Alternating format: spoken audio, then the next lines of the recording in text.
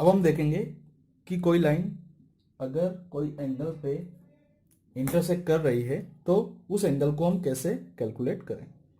ठीक है, उसको पता करने के लिए हमें लाइंस के जो स्लोप से इंडिविजुअल वो हमें पता होना चाहिए। यहाँ पर मैंने दो लाइन बनाई है L1 और L2। ठीक है, L1 का स्लोप है tan थीटा 1 और वो m1 के बराबर है। L2 का स्लोप है tan थीटा 2 और वो m2 के बराबर है। यहाँ पर हम देख सकते हैं कि ये दोनों लाइन थीटा एंगल पे आपस में इंटरसेक्ट कर रही है। ठीक है, एक एंगल तो ये थीटा होगा और अगर हम देखें तो ये एक लीनियर पेयर फॉर्म हो रहा है, सो ये वाला एंगल होगा 180 माइनस थीटा। ओके, तो लाइन जब इंटरसेक्ट करती है तो उनके बीच में दो एंगल रहते हैं, एक होता है acute angle, it may be acute angle, और दूसरा होगा ऑब्ट्यूज एंगल। ठीक है, अगर वो दोनों परपेंडिकुलरली इंटरसेक्ट कर रही है तो दोनों एंगल्स का होंगे 90 डिग्री। ओके, तो चलिए शुरू करते हैं। हम ये देखते हैं ये एंगल हम कैसे कैलकुलेट करेंगे।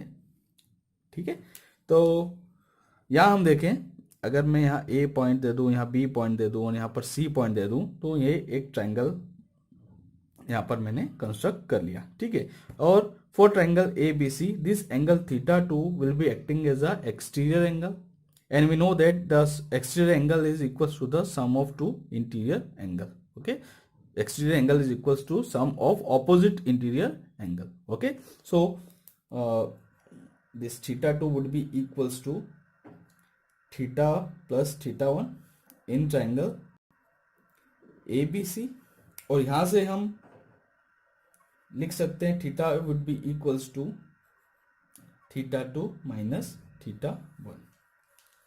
ठीक है, और अगर मैं दोनों साइड tan ले लूं,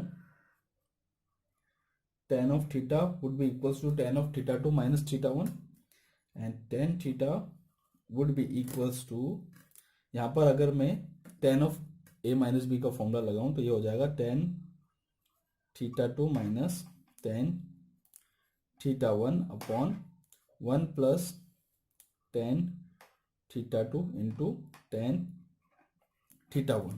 ठीक है, और हमें पता है कि L1 लाइन का जो स्लोप हो tan थीटा 1 के बराबर है और वो m1 के इक्वल। ठीक है, सो ये हो जाएगा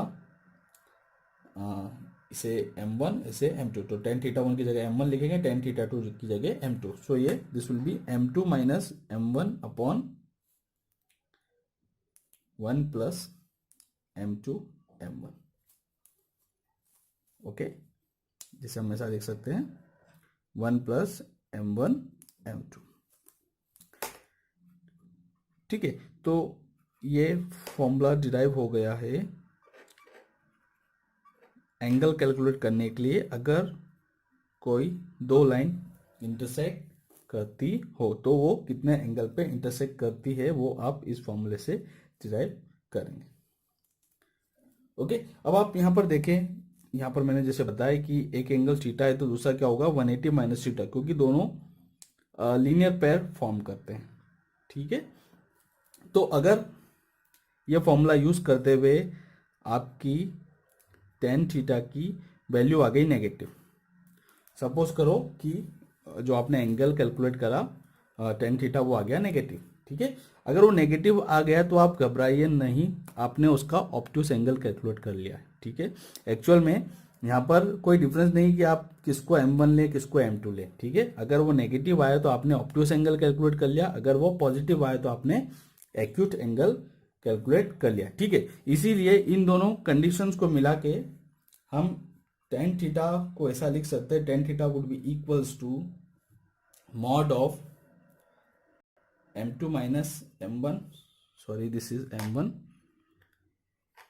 अपॉन 1 प्लस m1 m2। ठीक है, इसकी आप पूरी मॉड वैल्यू ले लेंगे। ठीक है, और जो एंगल आएगा वो अगर पॉजिटिव हुआ तो वो 90 डिग्री से कम होगा, मतलब एक्यूट एंगल होगा। ठीक है, और एक्यूट एंगल होगा तो आप उसको थीटा मानेंगे, और एक और एंगल हो सकता है वो होगा 180 माइनस थीटा। तो जब भी आप इसके क्वेश्चन सॉल्व करेंगे आपको उसके आंसर में दो एंगल मिलेंगे, एक होगा थीटा अगर वो एक्यूट एंगल हुआ तो, और दूसरा होगा 180 माइनस थीटा, जो कि ऑब्ट्यूस एंगल होगा। अगर दोनों परपेंडिकुलरली कट कर रहे हैं तो दोनों एंगल 90 डिग्री के बराबर होंगे। Okay, so this was the method for calculating the angles between two line. ठीक है, अब हम कंडीशन देख लेते हैं कि लाइन परपेंडिकुलरली कब एक दूसरे को कट करेगी और लाइन पैरेलल कब होगी। ओके, देखिए अब हम देख सकते हैं कि ये L1 लाइन और L2 लाइन दोनों एक दूसरे के पैरेलल है। ठीक है, अगर ये दोनों एक दूसरे के पैरेलल है तो इन दोनों के बीच का जो एंगल होगा theta, that will be equal to 0 degree. ठीक है, और ये वैल्यू जब हम यहाँ इस फॉर्मूले में पुट करेंगे, we get the condition for two lines to be parallel. ठीक है, तो चलिए पुट करते हैं। सो ये हो जाएगा tan of 0 is equals to m1 minus m2 upon 1 plus m1 m2 and we know that tan of 0 is 0। ठीक है, तो ये हो जाएगा 0, ये क्वांटिटी से मल्टीप्लाई होगी तो ये भी हो जाएगा 0। ठीक है, तो क्या आया, m1 minus m2 equals to 0। इसका मतलब कि m1 is equals to m2। ठीक है, इसका मतलब क्या निकला कि अगर दो लाइंस पैरेलल है तो दोनों का स्लोप क्या होगा, सेम। ठीक है, इसका स्लोप m है तो सामने वाली लाइन का भी जो स्लोप होगा वो m ही होगा। ठीक है, अब हम परपेंडिकुलर लाइंस की कंडीशन देखते हैं। अब यहां पर जो लाइन है L1 और L2 वो दोनों एक दूसरे को 90 डिग्री पे कट कर रही है। ओके, तो अब हम यहाँ थीटा की वैल्यू 90 डिग्री पुट करके कंडीशन डिराइव करेंगे कि जब दो लाइन परपेंडिकुलरली एक दूसरे को कट करती है तो उसके लिए क्या कंडीशन होनी चाहिए। ठीक है, तो थीटा की वैल्यू मैं 90 डिग्री यहाँ पुट कर देता हूँ। ठीक है, और हमें पता है कि tan ऑफ 90 डिग्री की वैल्यू इनफाइनाइट होती है, तो मैं इसको जस्ट रेसिप्रोकल कर देता हूँ। एक्चुअली 90 डिग्री प्लस पे वो माइनस इनफाइनाइट होती है, 90 डिग्री माइनस पे वो प्लस इनफाइनाइट होती है। तो मैं इसे 1/1090 ऐसा लिख लेता हूँ। ठीक है, तो ये हो जाएगा 1 plus m1 m2 upon m1 minus m2। ठीक है, और 1090 की वैल्यू प्लस माइनस इन्फिनिटी हम बोल सकते हैं, क्योंकि 90 प्लस पे वो माइनस इन्फिनिटी होगी और 90 माइनस पे वो प्लस इन्फिनिटी होगी। ठीक है, सो ये 1/इन्फिनिटी ऐसा कुछ आ जाएगा, और 1/इन्फिनिटी इज इक्वल्स टू 1/इन्फिनिटी इज इक्वल्स टू 0। ठीक है, तो इसे मिटा के मैं 0 कर देता हूँ। ठीक है, अगर ये 0 है तो ये भी 0 हो जाएगा, अगर ये से 0 से मल्टीप्लाई होगा तो हमारे पास कंडीशन क्या आई, 1 plus m1 m2 is equals to 0, which means m1 into m2 is equals to -1। इसका क्या मतलब है कि अगर एक लाइन का स्लोप m1 है तो दूसरी लाइन का स्लोप क्या हो जाएगा, -1/m1। Okay, so these are the condition for line to be parallel and line to be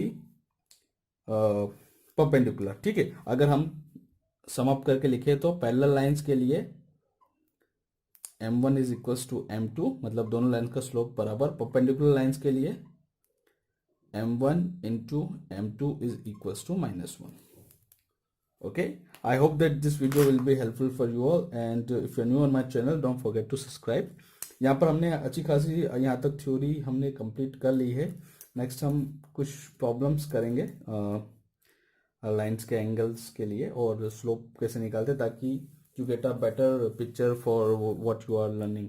okay, thank you so much, and if you're new don't forget to subscribe, keep like and share। thank you so much।